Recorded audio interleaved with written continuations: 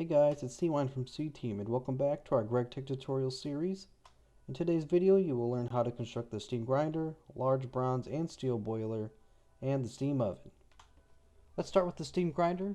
This multi-block is used just like the macerator, but can process up to 8 items at once without having byproducts like stone dust. The high pressure steam liquid boiler can keep up with the steam usage for this multi-block. To make it, we will start by making the steam grinder block itself. You'll need 6 steam machine casings, 2 potent, and a low pressure steam macerator.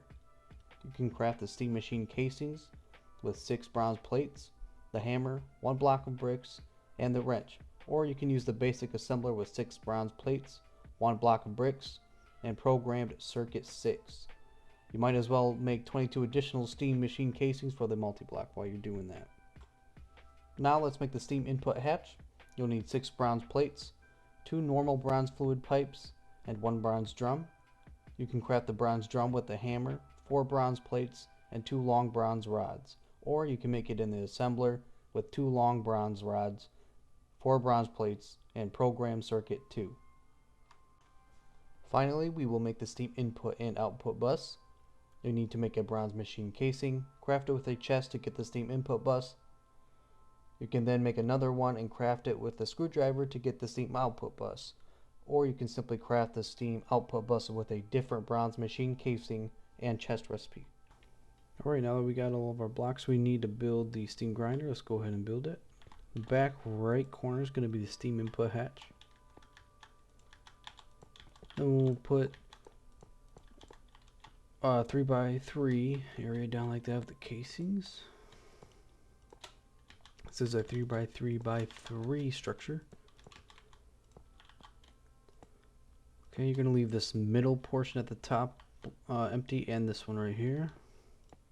Leave the hollow middle, of course.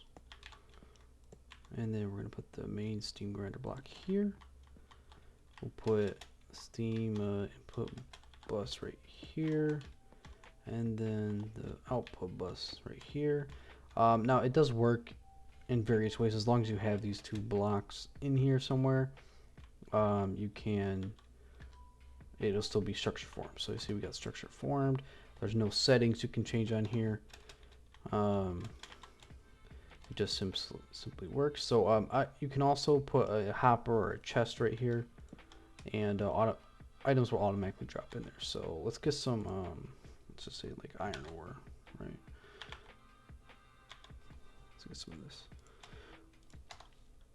Alright, and then we'll put a chest in the outside here too. So we're going to drop this in here. It'll automatically grab it, process it, and put it in there. And again, we do need to give it steam. But yeah, that's how you build it. It'll do up to 8. So in this, it does up to 8 recipes at the same time. So in this case, when I add steam, it'll give it 8. It'll process 8 at one time. Without any byproducts of, like, let's say stone dust. So you're just going to get the main product out of it. And so if you don't want all that extra stuff, you can build this multi-block. If you want to process things a lot faster, you can build this multi-block. I believe it takes like 30 seconds, at least for the iron ore, to do 8. So that saves you a substantial amount of time from just using like a regular macerator. So next we will cover the large bronze boiler. It can produce up to 800 millibuckets of steam per tick at 100% throttle, or you can throttle it down to 25% to get 192 millibuckets of steam per tick. You can use either an input bus for solid fuels or an input hatch for liquid fuels such as lava. I found that coke seems to work pretty well as a fuel, but if you are using the boiler at 100% throttle, it will eat through it at about 1 per tick. So if you are struggling to keep up with that coke consumption, you'll have to use coal or something easier to get. To craft this, you can start with the large bronze boiler block using 4 tin cables, 4 basic electronic circuits, and 1 bronze firebox casing. You can craft the firebox casing with 4 bronze plates, 4 bronze rods, and a bronze frame. The bronze frame can be made with 8 bronze rods and the wrench, or it can be made in the assembler with 4 bronze rods and the program circuit 4. Now let's make the maintenance hatch.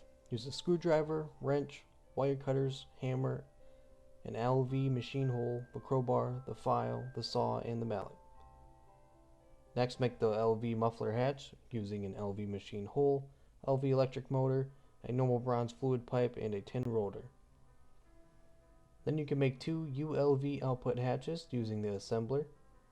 Take 1 ULV machine hole, 1 glass, program circuit 2, and 288 millibuckets of glue. You can make the glue with a centrifuge using sticky resin. And make sure to craft the screwdriver with one of the hatches to make an input hatch. Next is the ULV input bus, and it is made similarly using the ULV machine hole, 1 chest, program circuit 1, and 288 millibuckets of glue. Finally, make the bronze pipe casing using 4 bronze plates, 4 normal bronze fluid pipes, and 1 bronze frame. Alright, now that we got all our items, blocks for the large bronze boiler, let's go ahead and build it. So in the back here, we'll start with, this is a 3x3x4 structure. The back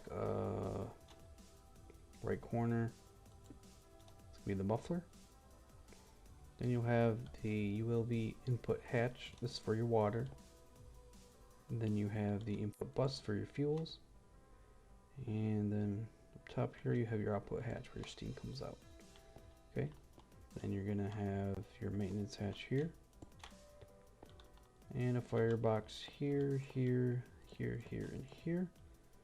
The middle here will be the boiler.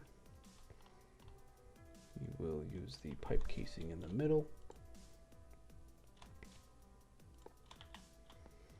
And then you'll do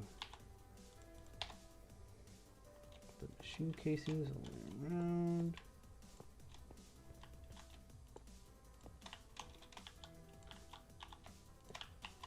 Like so. One more level here.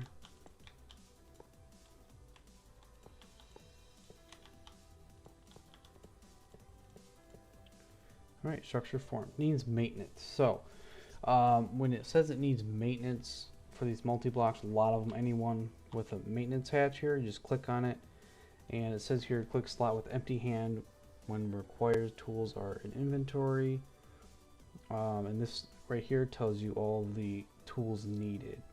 Okay, you can also so if you have all the tools on, you can just click this button, and as long as you have all those required tools on it, which is basically like every tool, maintenance is fine up there at the top, so we're all good there. So here you got your like UI configurator kind of thing. So it has this is the highest temperature, 1074K. Steam output's 0 right now, it's not running. Throttle is 100%, so you can turn this down to 25%. So if you don't have any storage for your steam that you're outputting with this machine, I recommend you just run at 25% to use as needed, so it doesn't blow through your fuel so fast. Now, otherwise, if you do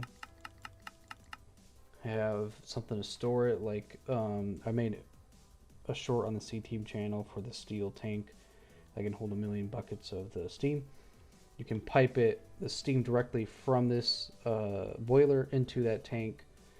And that way you're not wasting any fuel when it's creating it, because obviously your machines will not be using 800 millibuckets of steam per tick or anything, so it'd be smart to store it somewhere else, and there's no real pressure needed from the boiler that it creates to power your machines or anything, or to move it around, so it can just come right out of that tank into your machines as needed. So that's what I would recommend, is to push this into a tank of some sort to store it. So make sure this is never blocked, and then if I would even recommend putting this on the outside wall, or piping that, kind of putting blocks around it to where the exhaust goes outside, because before in GregTech the gases created from this, like the carbon dioxide or whatever it was, would kill you and sometimes delete your armor or whatever you had on you, would completely delete it.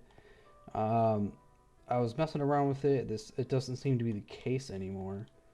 At least I couldn't get it to work. I was trying to get use the air scrubber, and it wasn't turning on. So I'm not sure if they removed that mechanic.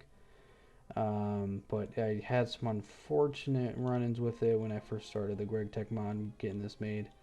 I did lose all of my armor I had from pneumatic craft. Luckily, you know, we had a save file and everything. But yeah, so watch out for that. That could still be going on. So I just recommend you try to get that gas out of your, you know, area. Maybe you can put an air scrubber here just in case. But that is a thing. So this ULV input bus can, this right now will take solids like coal or coke. You can also use lava. So if you replace this ULV input bus with the input hatch, which stores liquids, you can see that it still says structure form. So it does work with lava, but you know, lava can be difficult to get, especially as a fuel source. But if you do have infinite lava or something like that, you can definitely use lava to produce it. But I actually don't think it's any more efficient than coke or coal, at least. I'm pretty sure coke seemed to, when I was doing tests, it seemed to be the best at this level.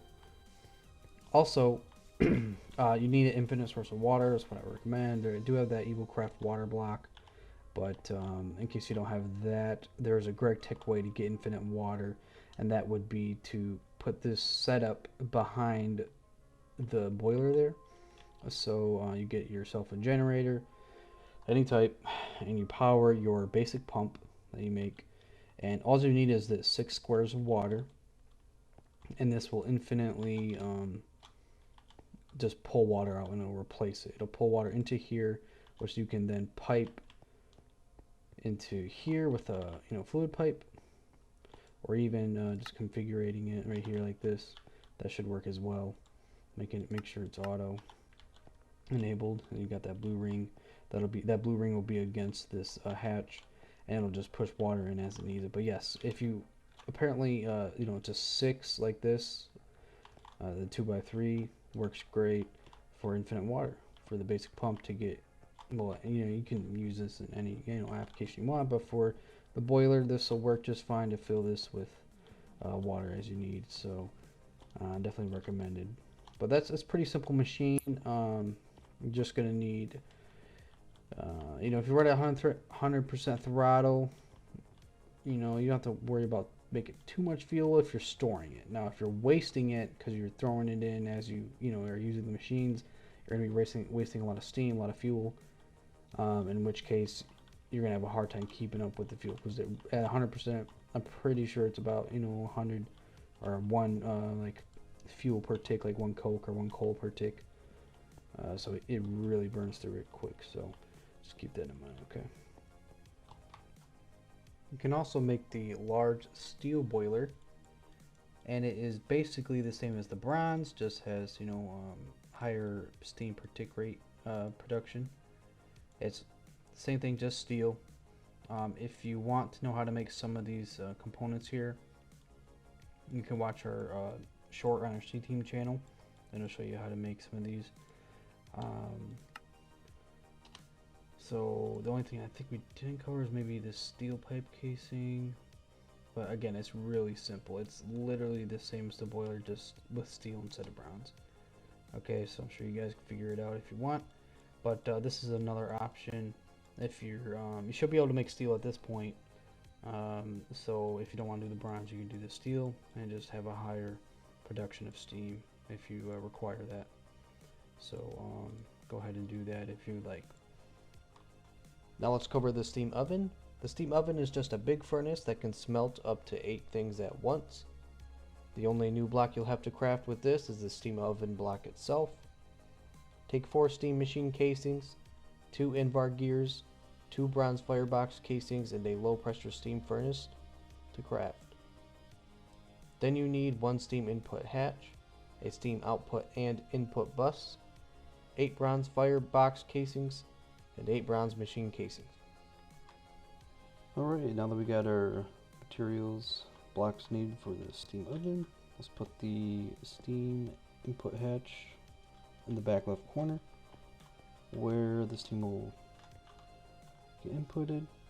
We'll put the firebox casings down below. This is going to be a 3x3 at the bottom, and then we're going to do another layer of machine casings here. Leave the hollow middle. And then leave these two open. Right here, obviously, you'll put the steam oven block. And then here, you'll put the output hatch. Up top here, you're going to put a casing. And then the input hatch. Like this. And another casing. And structure formed. Okay. So, yeah, it does do the 8 smelting at one time. The steel liquid boiler can produce enough steam to power this. So if you use this in conjunction with the grinder and the large boiler, you have a pretty efficient setup to process large quantities of material early on. You know, because with GregTech you need a lot of resources. So if you can set this up with auto crafting, you know, you can put chests here, or you can put you know, ME system stuff there. But yeah, you set that all this up with auto crafting, it will make advancing much quicker for yourself, as long as you're able to get those materials that you need initially. So that's all we have for today, guys. Be sure to like and subscribe. Comment down below with any questions or video requests. Peace.